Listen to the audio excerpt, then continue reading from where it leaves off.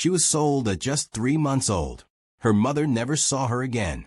She never learned the sound of her own name, because she was taken before she could speak it. This is the story of children born into slavery. Children sold before memory could form.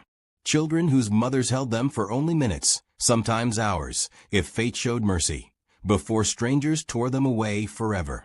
Between 1700 and 1865, in what would become the United States of America, thousands upon thousands of children entered the world already owned, enslaved from their first breath, born into a system that denied them identity, family, and even a name.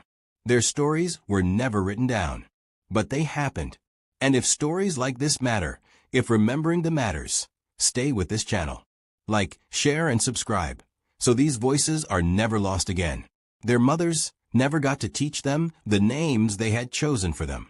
They never got to watch them take their first steps, speak their first words, or grow into the people they had hoped they would become. These children were property before they were people.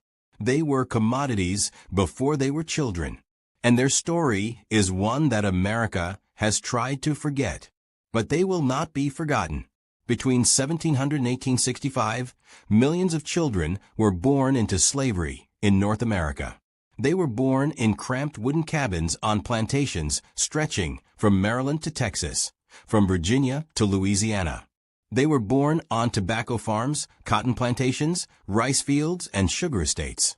And from the moment they took their first breath, they belonged not to their mothers, not to their families, but to the white men and women who claimed ownership over human souls. This is the untold story of the children born in chains, the children sold before they knew their names. To understand how children could be born into bondage, one must first step inside the slave cabins where these lives began. These were not the grand plantation houses with their white columns and manicured gardens. These were the quarters, the cramped, poorly constructed wooden structures that housed the enslaved population.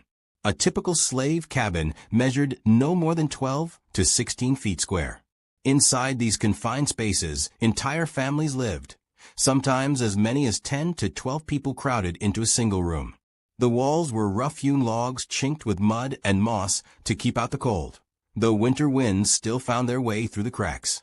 The floors, when they existed at all, were made of dirt, packed hard by years of foot traffic. There were no windows, or perhaps one small opening covered with a wooden shutter. The chimney, built from sticks and clay, often leaked smoke back into the cabin, filling the air with a haze that stung the eyes and lungs.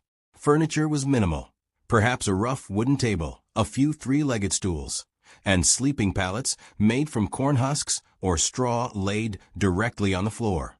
It was in these cabins that enslaved women gave birth. According to historical records and slave narratives collected by the Works Progress Administration in the 1930s, enslaved women often labored alone or with the assistance of other enslaved women who served as midwives. There were no doctors for enslaved mothers. Medical care, such as it was in the 18th and early 19th centuries, was reserved for the white families in the main house.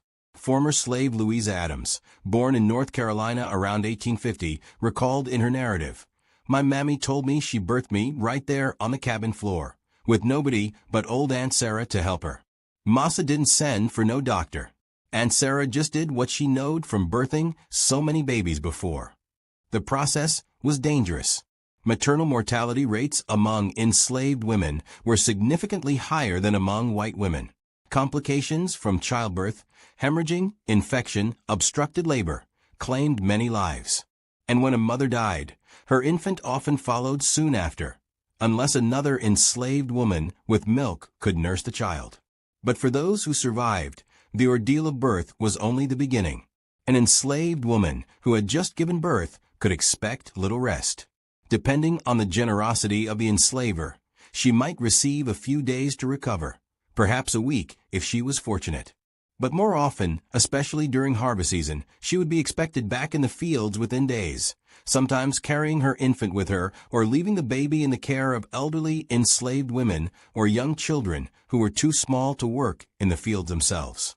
Frances Kemble, a British actress who married a Georgia plantation owner, and later wrote about her experiences in Journal of a Residence on a Georgian plantation, documented what she witnessed in 1838 to 1839.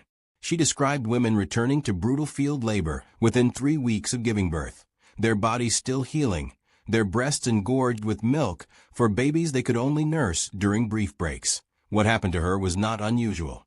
It was routine. And the truth of what came next is even harder to hear. The cabin where a child was born was not a nursery. It was not a place of celebration or joy, though mothers undoubtedly felt love for their newborns. That love was always shadowed by fear. Fear of what would come next. But how could a child be born enslaved? How could an infant, fresh from the womb, already be considered property? The answer lies in a legal principle that would shape the lives of millions. Partus sequitur ventrem.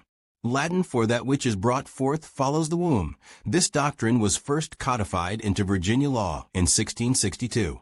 The law stated simply and brutally, a child's status, free or enslaved, followed the condition of the mother. If a child's mother was enslaved, that child was enslaved. It did not matter if the father was free. It did not matter if the father was white, even if he was the enslaver himself. The mother's chains became the child's chains, passed from her body to the infant's in the very act of birth. This law was revolutionary, and it was intentional. Prior to this, English common law had held that children inherited the status of their father. But in the colonial context, where white men frequently raped enslaved women, this created a legal problem. Their children would be free. The 1662 Virginia law solved this problem from the enslaver's perspective. Now, every child born to an enslaved woman added to the enslaver's wealth. Rape became not just an act of violence, but an economic investment. Every pregnancy, whether wanted or forced, produced more human property. Other colonies and states quickly followed Virginia's example. Maryland passed a similar law in 1664. South Carolina's Slave Code of 1712 included the same principle. By the time of the American Revolution, partus sequitur ventrem was the law throughout the slaveholding colonies. The implications were staggering. An enslaved woman's children, grandchildren, and great-grandchildren would all be enslaved, an endless chain of bondage stretching across generations. Families could be enslaved not for something they had done, but simply because of who their mother was. William Goodell, an abolitionist writing in 1853, explained the cruel logic. The slave is regarded by the law as property only, and is not ranked among sentient beings. The law does not contemplate his personality, but only his marketable value. This legal framework meant that from the moment of conception, an enslaved woman's child had a monetary value. Plantation account books from the 18th and 19th centuries show enslavers calculating the future worth of pregnant women's unborn children. These children were listed in estate inventories alongside cattle, furniture, and land, items to be bought, sold, or passed down through inheritance. In Thomas Jefferson's meticulous farm books from Monticello, he recorded the births of enslaved children with the same attention to detail he gave to the planting of crops. Each birth represented an increase in his total wealth. He even calculated what he called the increase from enslaved women, noting that their reproductive capacity made them particularly valuable investments. Jefferson wrote in a letter to John W. Epps in 1820, "I have long since given up the expectation of any early provision for the extinguishment of slavery among us. But I consider a woman who brings a child every 2 years as more profitable than the best man of the farm.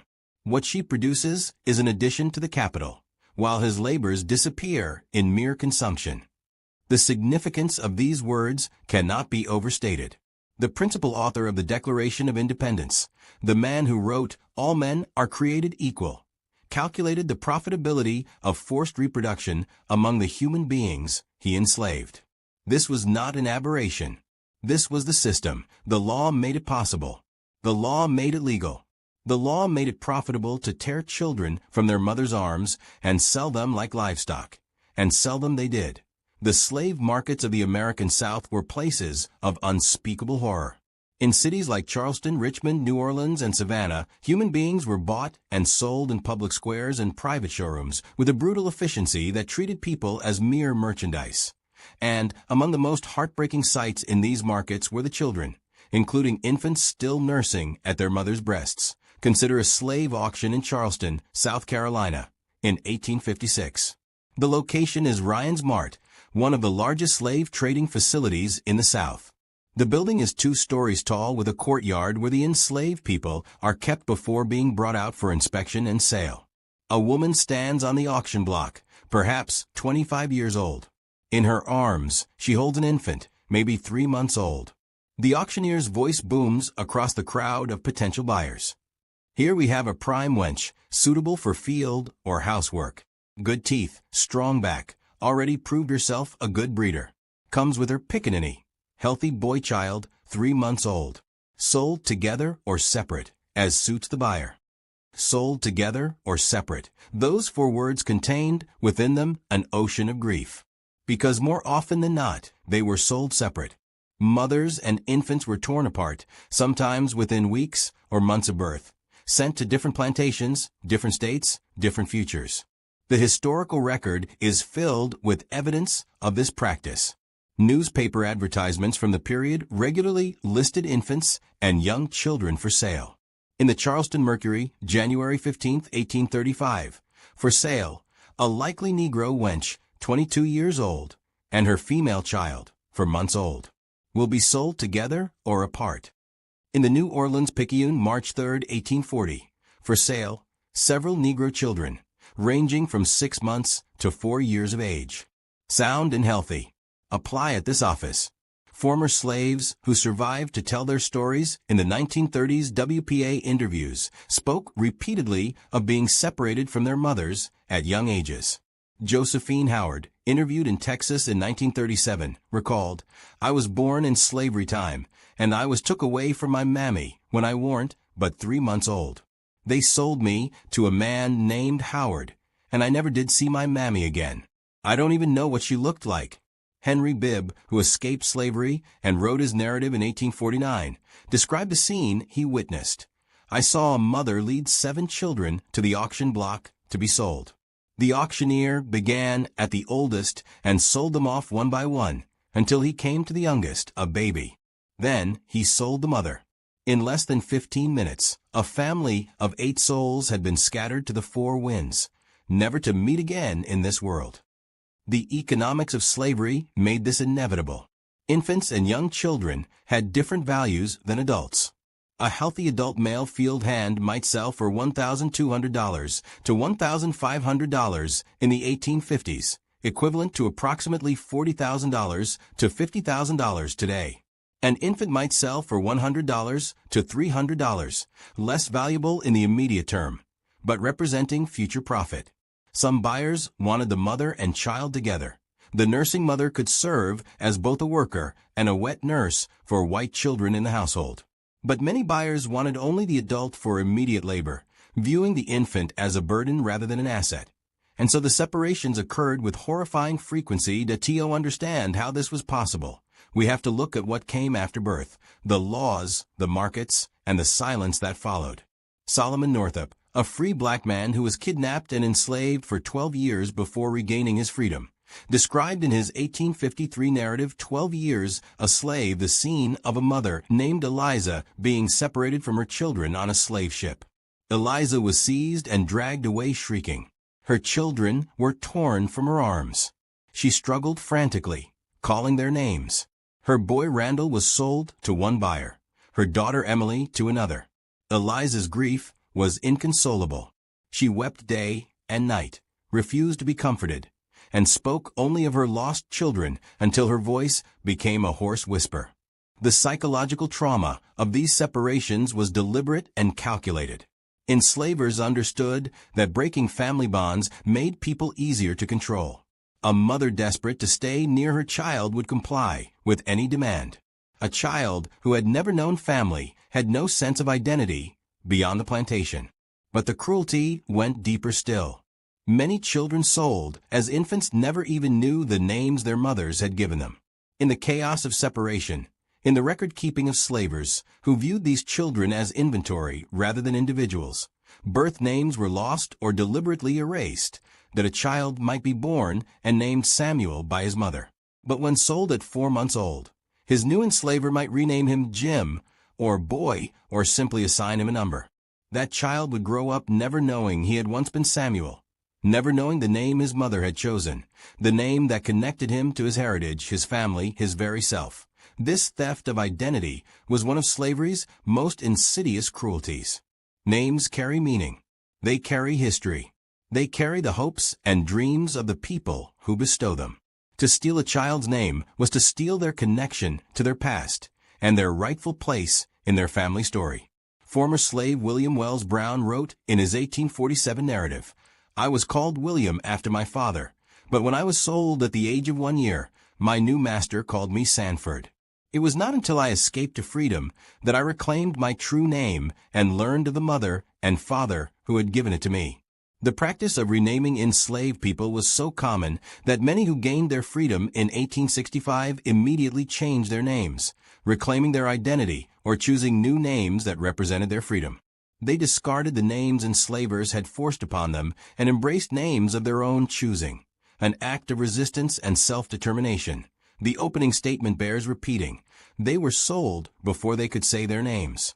Imagine the experience of such a child, born in a dim cabin, held briefly by a mother who whispers a name, perhaps a family name, perhaps a name from her African heritage, perhaps simply a name she finds beautiful, fed at her breast for days, weeks, perhaps months, and then one day, strange hands grab the infant.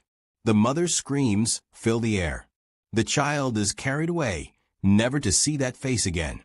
Growing up on a different plantation, given a different name, told nothing of where they came from or who they were meant to be. Working in the fields as soon as able. Beaten when slow. Watching others being sold. Sold again, perhaps multiple times.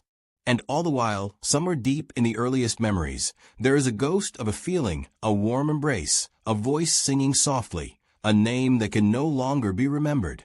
This was the reality for countless children born into slavery between 1700 and 1865. To fully understand the scale of children being born into slavery, one must confront an uncomfortable truth. Enslavers deliberately bred enslaved people like livestock. After the United States banned the international slave trade in 1808, the domestic supply of enslaved people became crucial to maintaining the institution of slavery. Enslaved women's reproductive capacity became a cornerstone of the slave economy, particularly in the upper South states like Virginia, Maryland, and Kentucky.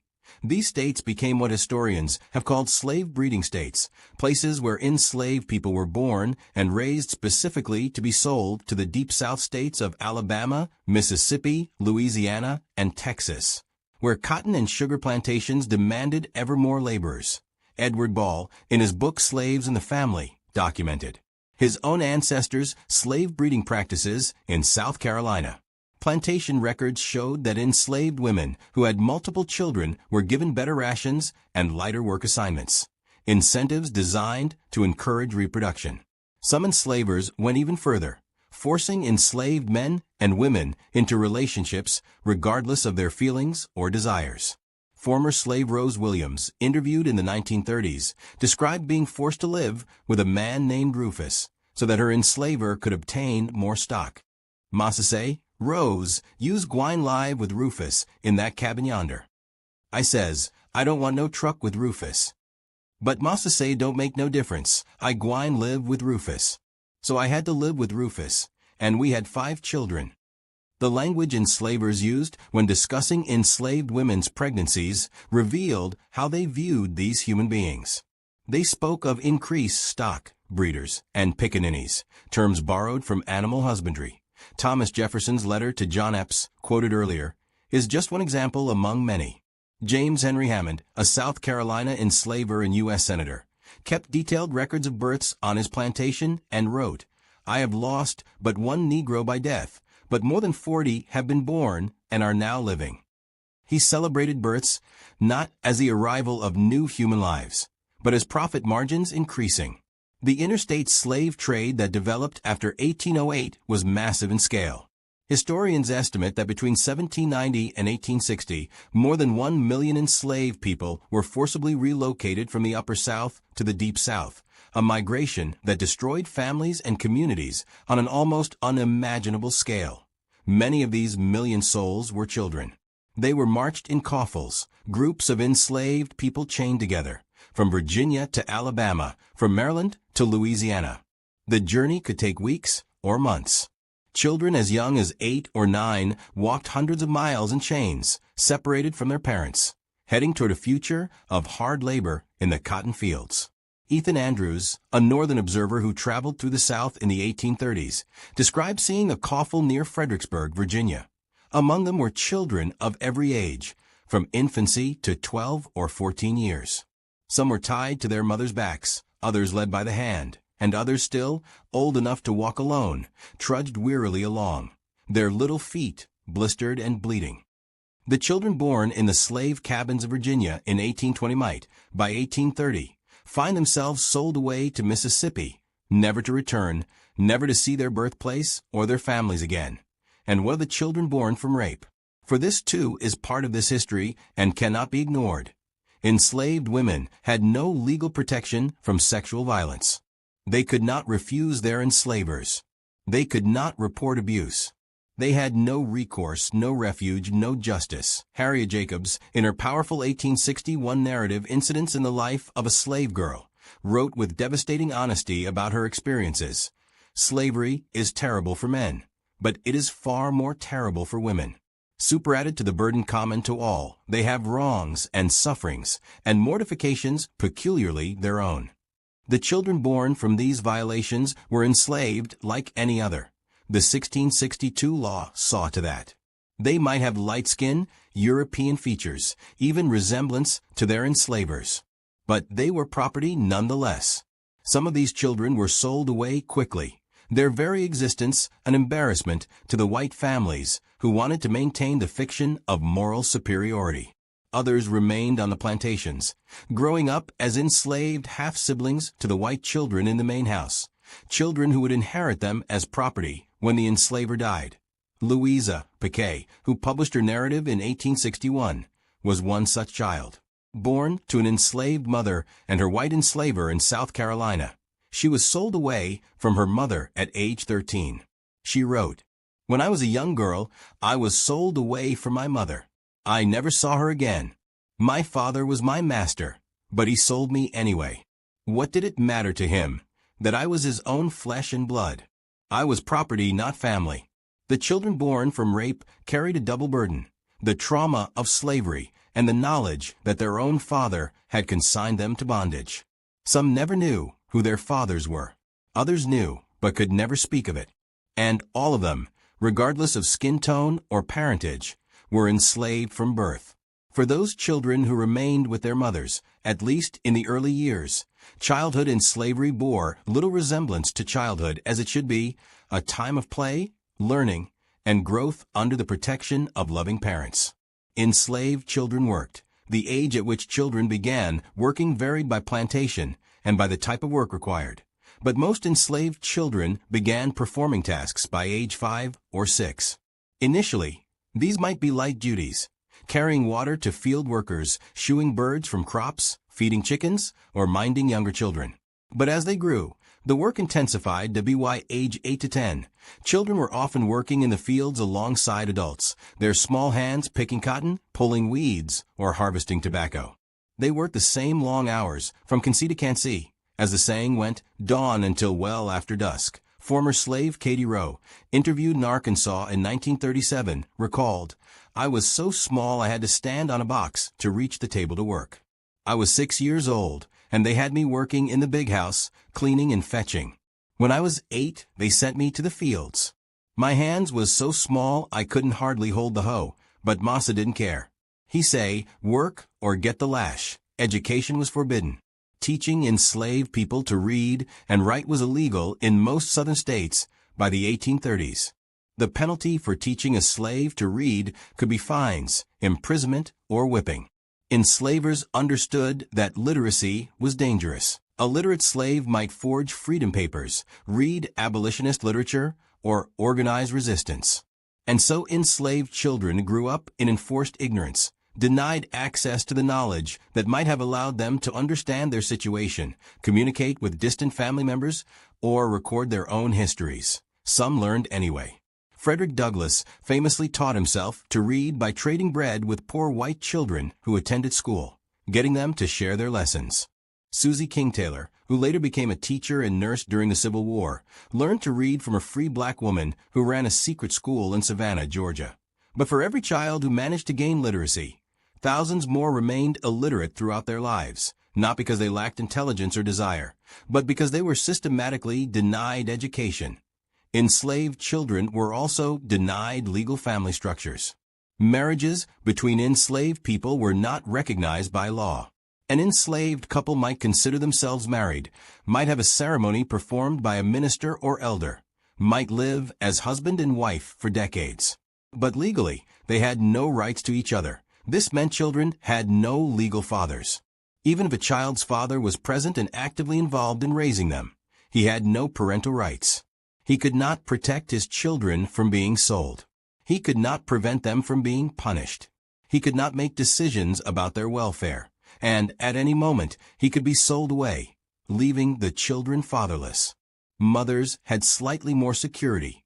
Young children were sometimes kept with their mothers simply because they needed to nurse. But even this was no guarantee. Once a child was weaned, they could be sold. The trauma of family separation shaped these children's entire lives. Many grew up without knowing their siblings, parents, or extended family. They learned not to form deep attachments because anyone they loved could be taken away. Former slave Henry Box Brown, who famously mailed himself to freedom in a wooden crate, wrote about watching his mother and siblings sold when he was a child. I saw my mother for the last time. I could hear her cries above all the noise and confusion. She was calling my name, but I could not reach her. I was held back by the man who had bought me. I was only 8 years old, and I watched my mother disappear down the road in chains. I did not know then that I would never see her again. Despite all this, despite the separations, the forced labor, the denial of education and family, enslaved children still found moments of joy. They played games, told stories, sang songs. They found ways to be children even in the midst of horror. Booker T. Washington, born into slavery in 1856, remembered in his autobiography, "As I recall my childhood in slavery, I remember that there were those among us who found time for laughter. The older children would tell us stories after the day's work was done. We would play games in the brief moments when we were not watched. We were children, and we did what children do. We found joy where we could." But that joy was always temporary, always fragile, always shadowed by the knowledge that childhood in slavery had no innocence and no guarantee of safety. The full horror of children born into slavery becomes clear when examining the economics of selling children. These children were commodities with specific market values that changed based on age, health, and gender. In the slave markets of the 19th century, enslaved people's prices were published in newspapers and recorded in sales documents with the same casual precision as the prices of wheat, cotton, or livestock that a healthy adult male in his 20s, particularly one skilled in carpentry, blacksmithing, or other trades, might fetch $1,200 to $1,800 in the 1850s, the highest prices in the market. An adult female in her 20s, especially one described as a good breeder who had already borne children, might sell for $800 to $1, $200, but what are the children? An infant under 1 year old typically sold for $100 to $200. Less valuable because they required care and could not yet work, but representing future profit that a child between 5 and 10 years old might bring $300 to $600, depending on their apparent health and ability to work that a teenager, particularly a boy strong enough for field work, could sell for $800 to $1,000. That these were not abstract numbers. These were the prices placed on human children, the dollar amounts that determined whether families stayed together or were torn apart. Frederick Law Olmsted, a journalist who traveled through the South in the 1850s documenting the slave economy, recorded conversations with slave traders who discussed their business with chilling matter-of-factness. One trader told him, "I prefer to buy children at about 8 years old." old enough to travel and work a little, young enough that they haven't formed strong attachments. They adjust better to new situations, and they've got years of labor ahead of them. Another trader, when asked about separating mothers and children, responded, "I'll sell them together if the buyer wants both, but truth is, most buyers don't want the burden of a baby or young child. They want workers. So the mother goes one place, the child another. That's just business. Just business." The callousness is staggering. But this was the logic of slavery. Human beings reduced to balance sheets, children evaluated like livestock, families destroyed in the name of profit.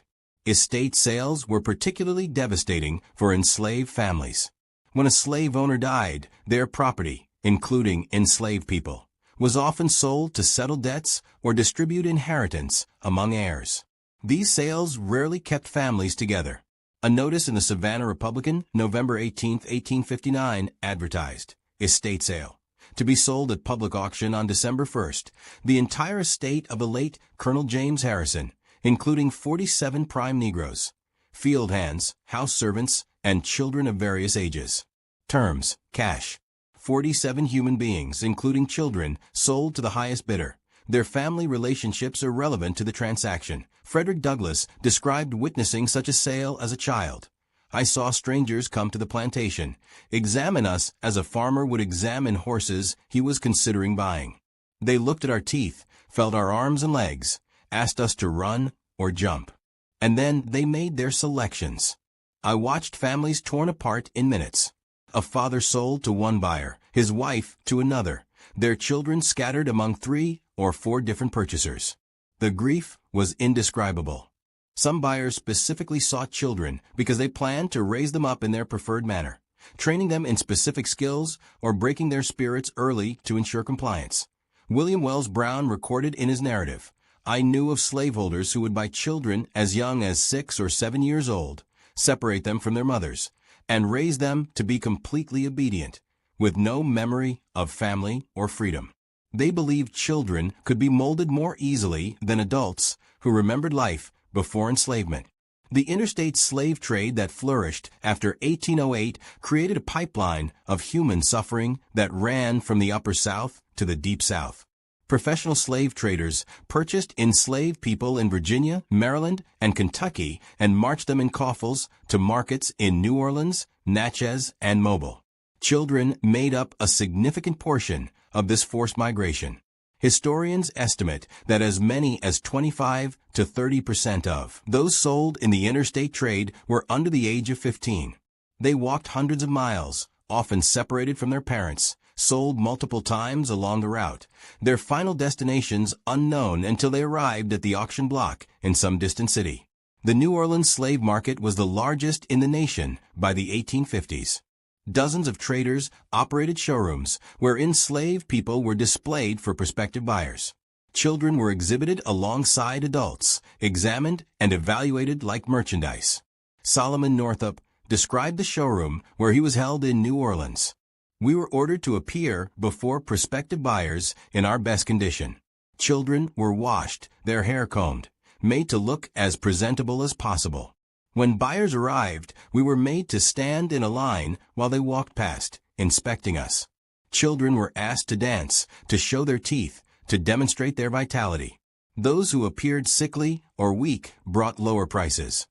Some children were sold multiple times in their young lives, passed from owner to owner like pieces of furniture.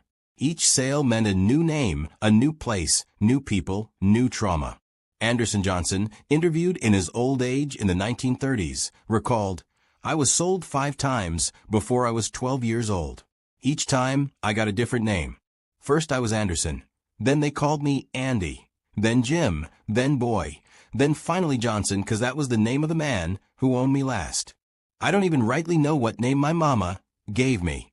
The psychological damage of being sold as a child, of losing one's identity, one's family, one's sense of self, this damage lasted lifetimes. Even after emancipation, many formerly enslaved people struggled to find family members they had been separated from decades earlier. The Freedmen's Bureau, established after the Civil War, was flooded with requests from people trying to locate mothers, Fathers, siblings, children sold away years before. Newspapers ran advertisements. Information wanted. Seeking my mother, Mary, sold from Virginia to Alabama in 1847. I was 8 years old. She had a scar on her left hand. Any information, please contact. Most of these searches ended in failure.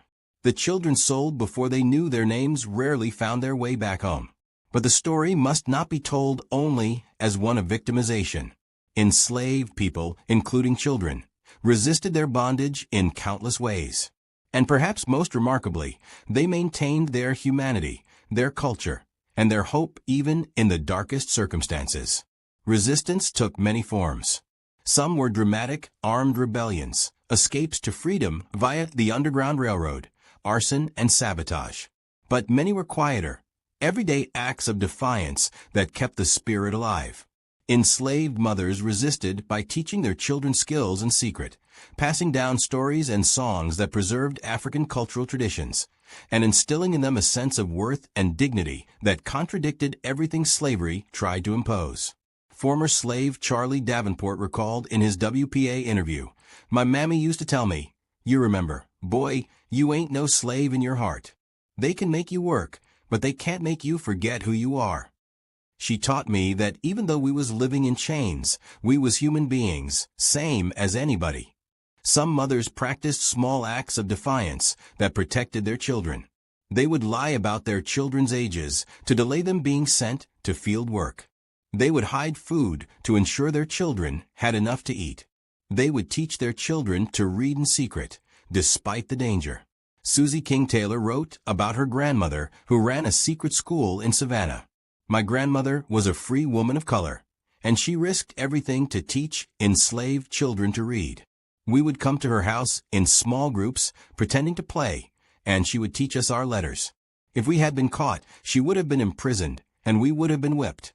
But she believed education was the key to freedom, and she was willing to take that risk." Children themselves resisted in the ways available to them. They worked slowly when not watched. They accidentally broke tools. They played sick to avoid harsh labor. They stole food to supplement meager rations. These might seem like small acts, but in the context of slavery, they were assertions of agency, ways of saying, "I am more than your property." Perhaps the most powerful form of resistance was cultural preservation. Despite enslavers' attempts to strip away African identity, enslaved people maintained traditions through music, storytelling, religion, and naming practices. Spirituals, the songs that would later be recognized as one of America's greatest cultural contributions, were born in slave cabins and fields. These songs carried coded messages about escape routes, expressed longing for freedom, and maintained hope in the face of despair. "Wade in the Water" wasn't just a religious song. It was instruction for escaping slaves to walk in streams to throw off the scent from tracking dogs. "Follow the drinking gourd" in coded directions to follow the North Star to freedom. "Swing Low, Sweet Chariot" expressed the hope of deliverance, whether through death or escape. Children learned these songs from their mothers and elders, absorbing both the melodies and the meanings. The songs connected them to a heritage of resistance and hope. Naming practices were another form of resistance. While enslavers might assign names like Tom, Sam, or Mary, enslaved people often kept secret names within their communities. African names, family names, names that connected them to their heritage. Some parents deliberately gave their children names that would be difficult for enslavers to pronounce, maintaining a small piece of linguistic autonomy. And then there were the dramatic escapes, the children and families who risked everything for freedom. Henry Box Brown's story is among the most famous. Though an adult when he escaped, his motivation was the sale of his wife and children. Unable to purchase their freedom, unable to prevent their sale, he made the desperate decision to have himself shipped in a wooden crate from Richmond, Virginia to Philadelphia, a 27-hour journey during which he nearly died. His story represents the lengths to which parents would go to resist slavery's destruction of families. Harriet Tubman, herself born into slavery around 1822, escaped to freedom in 1849, and then returned to the South 19 times to lead approximately 70 enslaved people to freedom. including children and infants. On one rescue mission, she brought a baby drugged with paregoric, an opium-based medicine, to keep it quiet as the group traveled at night. The risks were enormous. If the baby cried, the entire group could be captured and returned to slavery, or worse, killed. But Tubman understood that freedom for children was worth any risk. Margaret Garner's story is perhaps the most tragic example of resistance. In 1856, she escaped from Kentucky to Ohio with her 4 children. When slave catchers surrounded the house where they were hiding, Garner chose to kill her 2-year-old daughter rather than see her return to slavery. She was in the process of killing her other children when she was stopped.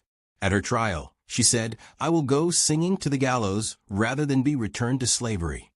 Her story, which later inspired Toni Morrison's novel Beloved, illustrates the impossible choices slavery forced upon parents.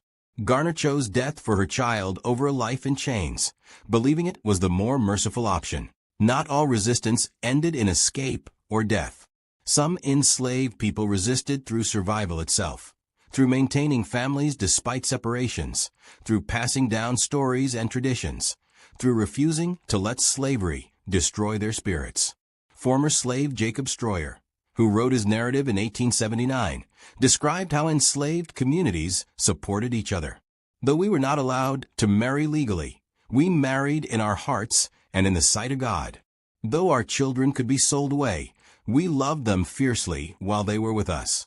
Though we were denied education, we taught each other what we could. We were a community, and slavery could not break that.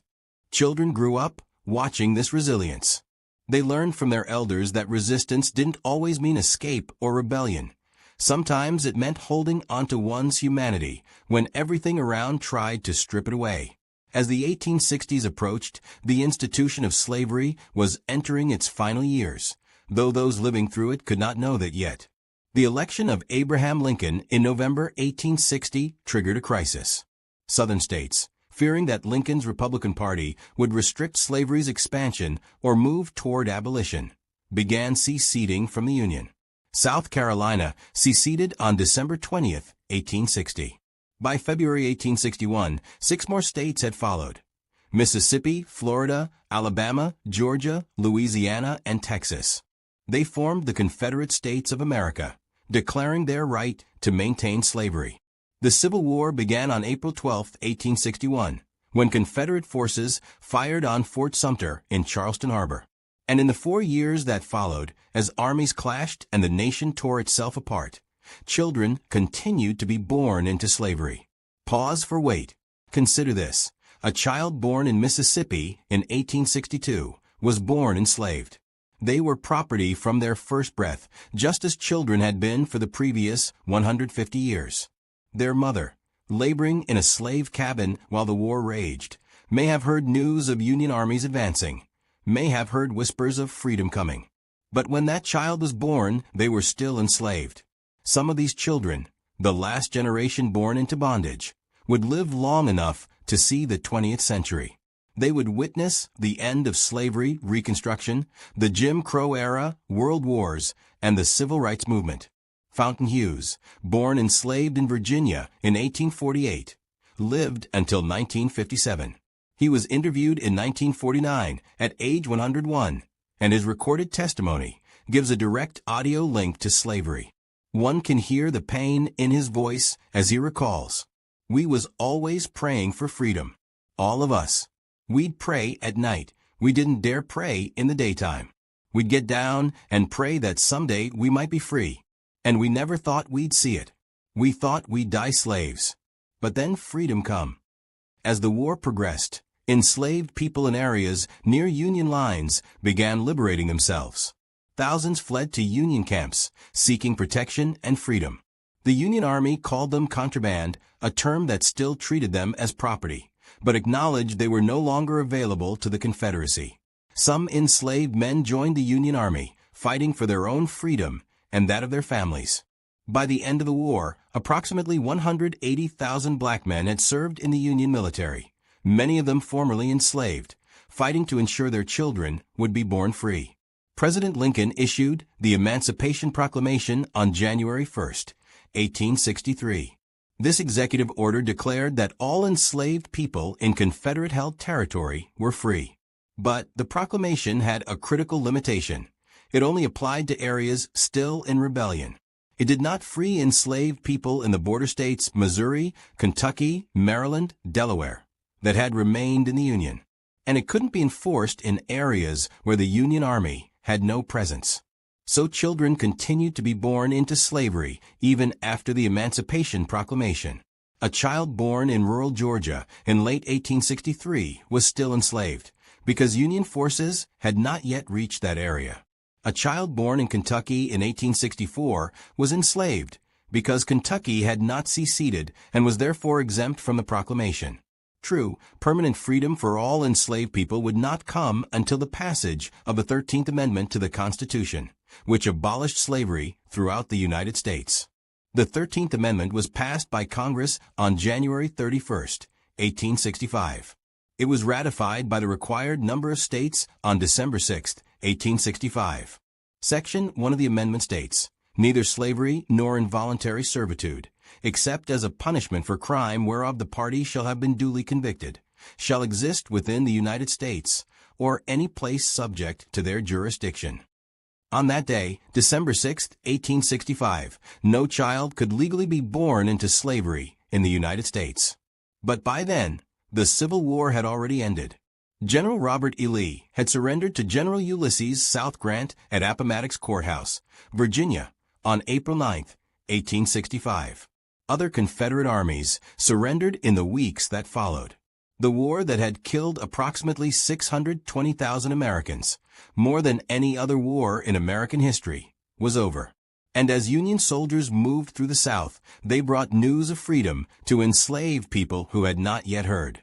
June 19, 1865, marks the day when Union General Gordon Granger arrived in Galveston, Texas, and announced that all enslaved people were free. Texas was among the last strongholds of slavery, and even though the Emancipation Proclamation had been issued 2.5 years earlier, it had not been enforced in Texas until that moment. For the enslaved people of Texas, including the children, June 19, 1865, was their true liberation day. Former slaves recalled the moment they learned they were free with vivid detail. Felix Haywood, who was a young boy in Texas when freedom came, remembered. "Everybody went wild. We felt like heroes, and nobody had made us that way but ourselves. We was free. Just like that, we was free.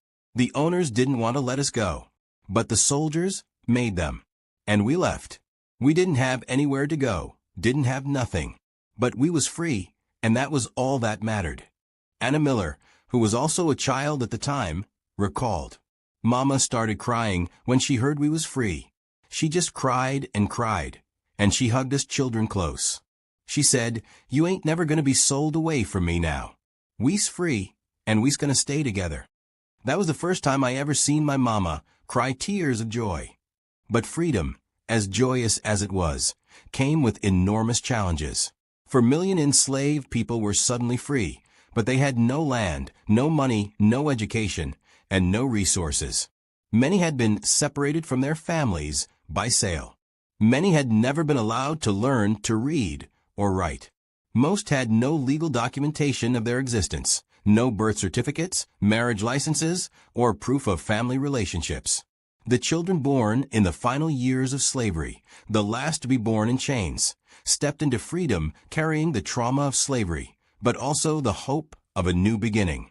Some of their first acts of freedom were to search for lost family members, to legalize marriages that had been denied recognition under slavery, and to give their children the educations they had been denied. When freedom came, one of the first things many formerly enslaved people did was choose their own names. During slavery, they had been given names by enslavers, sometimes their enslavers' surnames, sometimes diminutive or demeaning names meant to infantilize them. Now, in freedom they could claim their own identities. Some took the surnames of their former enslavers, not out of affection, but because it was the only name they knew, or because they hoped it would help family members find them. Others deliberately chose different names, names that represented freedom, names that honored family members, names that connected them to their heritage. Many took surnames like Freeman, Justice, Lincoln, or Grant to mark their new status. Some reclaimed African names or chose names from the Bible. The Freedmen's Bureau, established in March 1865 to help formerly enslaved people transition to freedom, was flooded with requests to register marriages, record births, and document family relationships. For the first time, formerly enslaved people could legally marry. Thousands of couples who had lived as husband and wife for years, sometimes decades, lined up to have their marriages officially recognized, and they registered their children, giving them legal names, legal existence, legal family ties. But even more urgent than naming was the search for lost family members. Historians estimate that tens of thousands of families had been separated by the domestic slave trade. Mothers searched for children sold away decades earlier. Children, now adults, searched for parents they barely remembered. Siblings sought each other across hundreds or thousands of miles. The Freedmen's Bureau helped coordinate some of these searches. African American newspapers published information wanted advertisements, heartbreaking notices from people seeking loved ones. From the Christian Recorder, August 1865, information wanted of Caroline Dodson, who was sold from Nashville, Tennessee, in 1853. She had 3 children, John 10 years old, Louis 8 years old, and Mary 6 years old. She was owned by Thomas Moore. Any information will be thankfully received by her husband, Andrew Dodson, now residing in Nashville. From the Southwestern Christian Advocate, April 1877, I am searching for my mother, whose name was Martha. She was sold from Virginia to Alabama when I was 8 years old. That was in 1849. I have not seen her since. I am told she may still be living in Alabama. I am now 36 years old. If anyone knows of Martha, please write to Ben Wilson, Memphis, Tennessee. From the Colored Tennessean, October 1865. $50 reward. I will give this reward to anyone who can tell me the whereabouts of my daughter, Lucy, who was sold from me in Richmond, Virginia, in 1859. She would now be about 15 years old. I was told she was taken to New Orleans. Her mother, Sarah Logue. Most of these searches ended without resolution. The children sold away in infancy had no memory of their mothers. The mothers who had tried to remember every detail of their children's faces found that decades had changed them beyond recognition. Even when families were reunited, the reunion was bittersweet. They had lost years, decades, that could never be recovered. Children had grown up without parents. Parents had aged without children. And some of those who had been sold as infants, who had never known their birth names, would never learn what their mothers had called them. Spotswood Rice, a formerly enslaved man who served in the Union Army, wrote a letter to his daughters who were still enslaved in Missouri in 1864, before freedom came.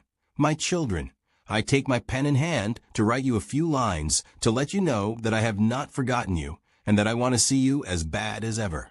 I am trying my best to get you, and I hope I shall succeed. I think of you every day and every night. I want you to be good children and try to learn all you can. When I come to get you, I want you to know me. Your loving father, Spotswood Rice. Whether he ever saw his daughters again, history does not record. The Freedmen's Bureau also established schools, hundreds of them throughout the South. For the first time, formerly enslaved children could receive education. Adults attended school alongside children, hungry for the literacy that had been denied them. Elderly men and women in their 60s and 70s learned to read and write for the first time. Booker T. Washington, who would become one of the most influential African American leaders of the late 19th century, recalled the excitement of education and freedom. Few people who were not in the midst of the scenes can form any exact idea of the intense desire which the people of my race showed for education. It was a whole race trying to go to school. Few were too young and none too old to make the attempt to learn. The children born in the final years of slavery were among the first generation to have access to education. They learned to read and write. They learned mathematics, history, geography. They gained the tools that had been denied their parents. But they also carried the trauma. They had memories, some clear, some fragmented, of life in slavery. They had experienced or witnessed violence, separation, and dehumanization. Some, like those interviewed by the WPA in the 1930s, would spend their entire lives processing what they had endured. The last person born into slavery in the United States died in the 1970s. This history is not ancient. It is not distant. It is within living memory, barely past it. Sylvester McGee claimed to have been born enslaved in 1841, which would have made him 130 years old when he died in 1971. While historians debate whether his age was accurate, there is no doubt that people who were born enslaved lived well into the 20th century. They lived through slavery, Reconstruction, the rise of Jim Crow segregation, 2 world wars, the Great Depression, and the Civil Rights Movement. They saw the nation that had enslaved them slowly, painfully, incompletely move toward recognizing their full humanity. And many of them, in interviews, in memoirs, in testimonies, told their stories so that future generations would not forget. But what does it mean to remember? What does it mean to honor the children born in chains? It means acknowledging the full truth of what slavery was, not softening it, not romanticizing the antebellum South as a place of gentility and grace, not pretending that slavery was a benign institution or that enslaved people were happy or well cared for. Slavery was a system of brutal exploitation built on the theft of human freedom, the destruction of families, and the denial of basic humanity. It means recognizing that the children born into slavery had no choice, no agency, no control over their fate. They were made property by law, torn from their families by economic calculation, and denied the fundamental rights that every child deserves. It means understanding that the effects of slavery did not end with the 13th Amendment. The trauma passed through generations. The economic inequality created by 250 years of stolen labor persists. The racial hierarchy that slavery created and justified continues to shape American society. The children who were sold before they knew their names grew up to be parents themselves. Parents determined that their children would know freedom, would know their names, would know their worth. They became the grandparents and great-grandparents of the civil rights generation. The people who marched, sat in at lunch counters, boycotted buses, and demanded the full rights of citizenship that had been denied their ancestors. They became the ancestors of every African American alive today, people who carry in their DNA, their family histories, and their collective memory the knowledge of what their forebears endured. There is a power in naming, in knowing one's name, in claiming one's identity. The children sold before they knew their names were denied that power, but their descendants reclaimed it. They researched family trees, tracing lineages back through bills of sale and plantation records. They honored ancestors by naming children after them, keeping those names alive. They told stories, passing down through oral tradition the memories that written records did not capture. And some, like Alex Haley, who wrote Roots in 1976, reconstructed their family histories and shared them with the world, making slavery's reality undeniable and personal. Today, children are born free in the United States.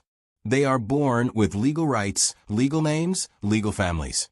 No child can be property. No child can be sold. But society must never forget that this was not always so. Society must never forget the millions of children who were born in chains between 1700 and 1865. Society must never forget the mothers who held their babies for the last time before they were taken away. Society must never forget the names that were stolen, the identities that were erased, the families that were destroyed. Society must never forget. These children were sold before they could say their names. But their stories survive.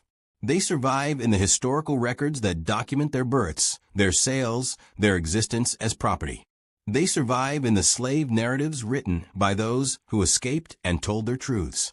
They survive in the WPA interviews recorded in the 1930s, where elderly formerly enslaved people shared their memories before they died.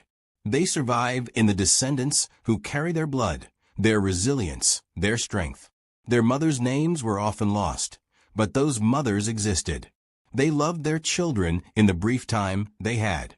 They whispered names that their children never got to hear again. Their fathers, whether they were enslaved beside their mothers or whether they were the enslavers who raped their mothers, that knowledge is often lost. Their siblings, if they had any, they never knew them. They were scattered to the winds before they could know each other's faces. Their childhoods were not spent in play or learning, but in labor. They worked as soon as they were able. They were denied education, denied family, denied freedom. They grew up without knowing where they came from or who they were meant to be. But they survived. And when freedom came, whether they were young enough to see it or whether it came too late for them, their descendants were there to receive it. Those descendants claimed their names. They claimed their families. They claimed their futures. This is not just history. This is memory. This is legacy. This is the foundation upon which America was built. The stolen labor, the stolen lives, the stolen childhoods of millions. And all people, regardless of heritage, must reckon with this truth. Their names must be said, even though most of them are not known. Their stories must be told, even though the stories are incomplete. Their memory must be honored by building a society where no child is treated as less than fully human, where no family is torn apart by injustice, where no person is valued only for their economic usefulness. They were sold before they could say their names. But the world knows their story now.